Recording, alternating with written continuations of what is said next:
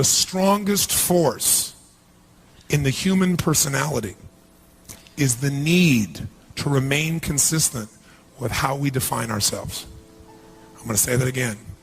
The strongest force in the human personality is the need to remain consistent with how we define ourselves. What does that mean? We live in a world of so much uncertainty now because change happens how often? Constantly. Men's roles, women's roles, jobs, environments, businesses, bam, bam, bam, it's all changing. So we have a need as human beings for certainty. We're not certain about relationships, businesses, time. We're not certain about a lot, but one thing at least we're certain about is I know who I am.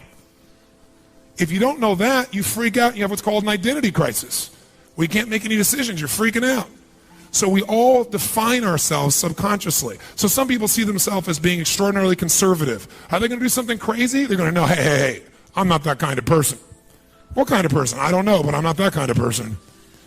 Isn't that true? If you think you're outrageous, you move differently, you talk differently, you do things differently. There's no one right or wrong, but most of us have trapped ourselves in an old identity. We've never updated who we are today. And so you go learn something, a skill, a talent, or ability, but your identity is, this is who I am, and so you never far surpass it. I'll give you a metaphor, and this will make more sense. If in this room we set the thermostat at 78 degrees, and the temperature drops, let's say 78 degrees is a metaphor for your comfort zone, not your goals, your comfort zone, which is known as your identity.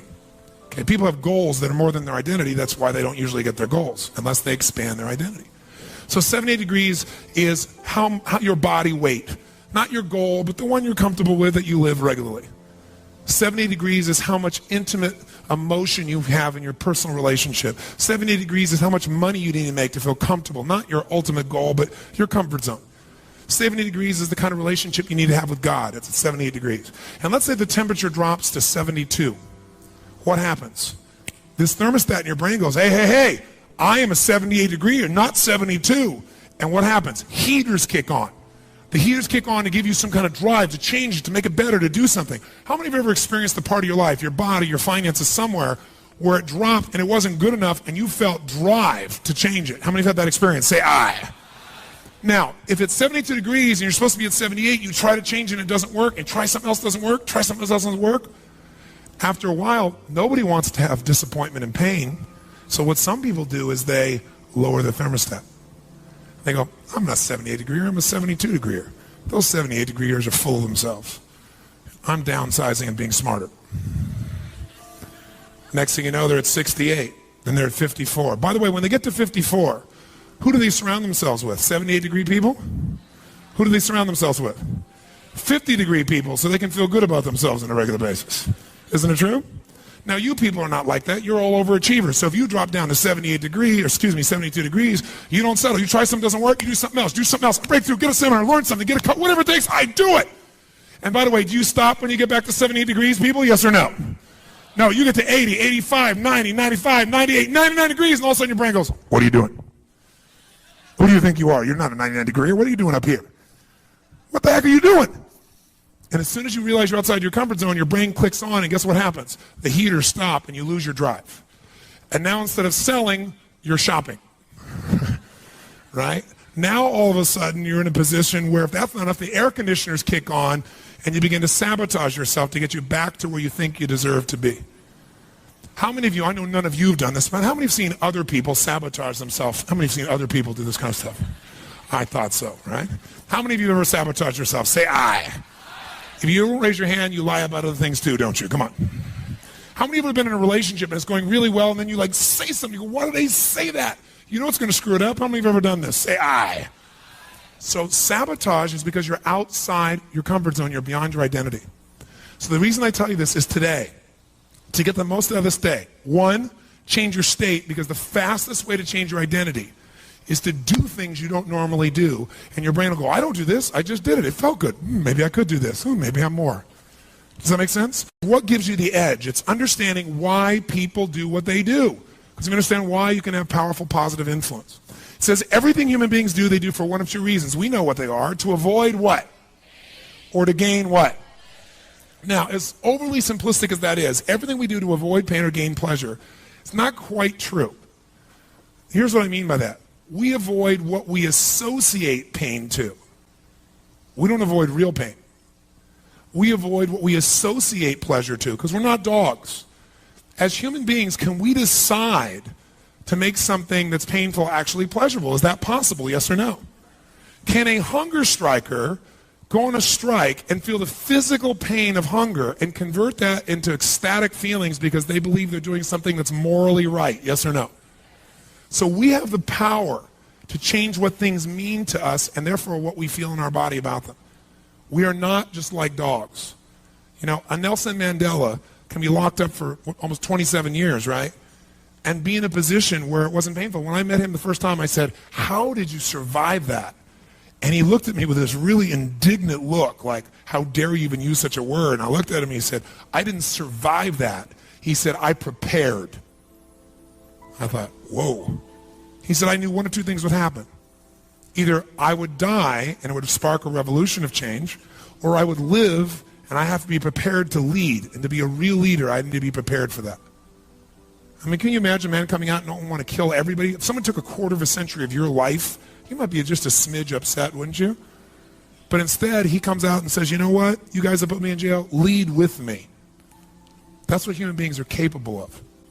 But that means taking control of what equals pain and what equals pleasure. Most of us, though, live like dogs. We let other people train us what equals pain or pleasure so we fit into their world. We must take control of that process. And leadership, management, salesmanship is all influence, which is changing what people link pain and pleasure to. As long as someone links pain to something, they want to avoid it. If they link pleasure to it, they're going to go for it. Let's take an example. Would all the ladies in the room, would all the women in the room please raise their hands so we can see the women in the room? Okay. Wow, keep your hands up. We might even have slightly more women than men in this room. Wow, that's amazing. Okay, great. So we have about 4,200 people here, so let's take it as 2,100. Out of 2,100 women, I'd like to do a survey. How many women in this room are wearing makeup this morning? Raise your hand if you're wearing makeup. Wow. Should be a makeup salesman in this room, right? Okay. All right. How many are not wearing makeup? That'll be an easier thing to measure. Okay. Keep your hands up. 2, 4, 6, 8, 10, 12, 14, 16, 18, 20, 22, 24, 26, 28, 30, 32, 34, 36, 38, 40, 42, 44, 46, 48, 50. So halfway is 50. So let's say there's even 100. Out of 2,100 women, max, there's 100 not wearing makeup. 2,000 wearing makeup, only 100 not. Now, why is that? Is it because women love the process of putting on the makeup? How many wake up in the morning? "Oh, I love to do this." How many do it for that reason? Okay, a couple women on drugs. There's usually a few, okay. How many do not like to put on makeup, but you like the result, i.e. you associate pleasure to, if I wear makeup, you know, I feel more attractive, or other people more attracted to me? How many do it for pleasure reasons? Say I. How many women in this room sometimes wake up and think, "How come men don't have to do this?" But how many of you put it on anyway because you think, if I don't put on my makeup, someone's going to say, "What happened to your face?" How many do it to avoid pain, ladies out there, to avoid pain? How many do it for both these reasons? Let's see your hands. Now, how many men in the room are wearing makeup? How many men in the room are wearing makeup? One man. Thank you, sir, very much. Why aren't men wearing makeup? Is it because men are so naturally beautiful? Yeah, I'm beautiful, babe. No, I don't think so, bud. It's because we associate something different for a man wearing makeup than a woman, that's all. And for a man, it will usually equal pain in this culture. Okay? Whereas for a woman, it equals pleasure. Everything we do, jot this down anywhere you want in your notes, just write down this. What I link pain to and what I link pleasure to shapes my destiny.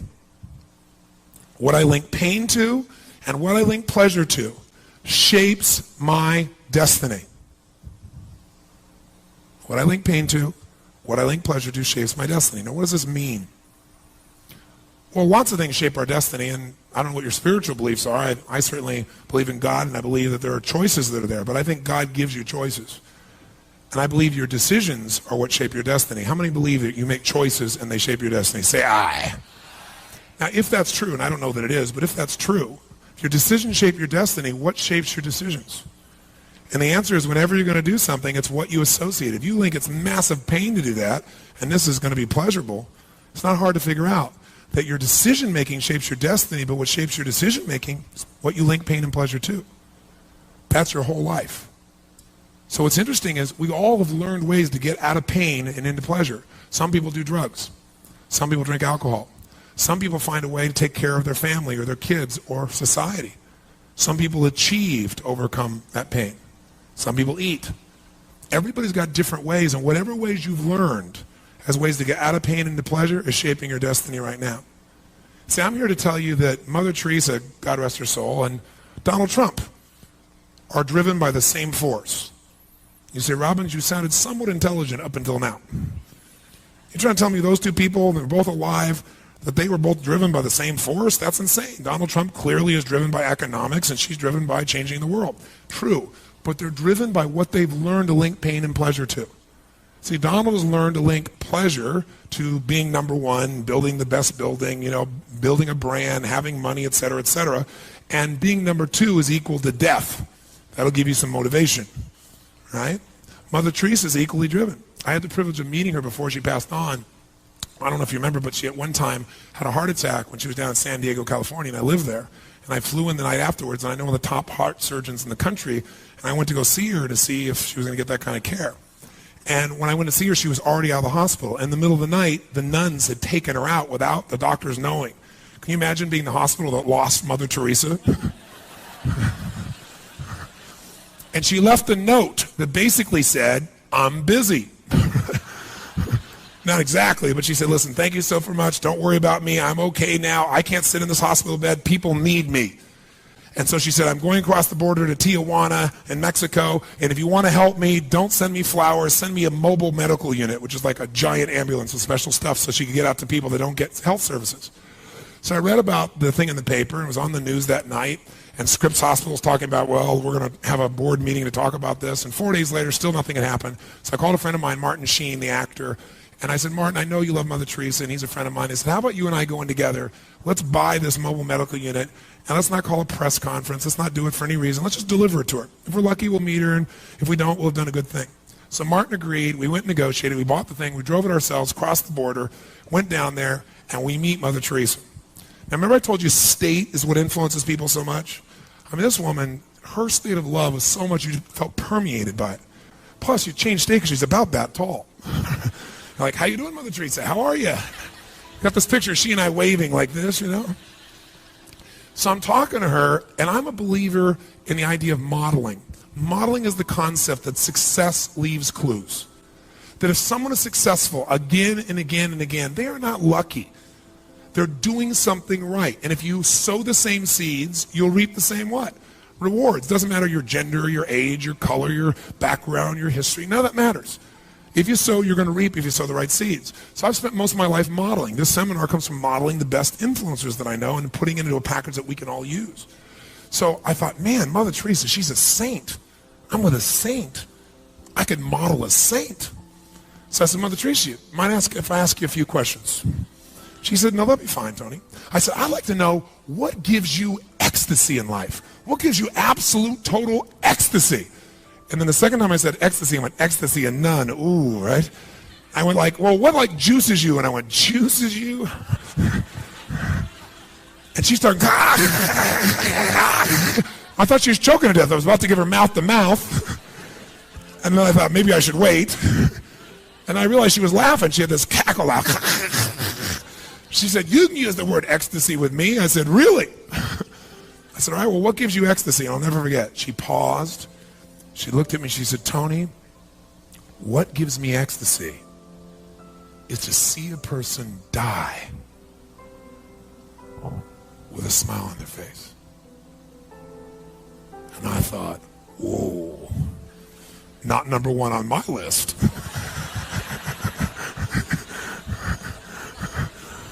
But in that moment, can you see why she went to 76 countries the last year of her life when her heart was terrible?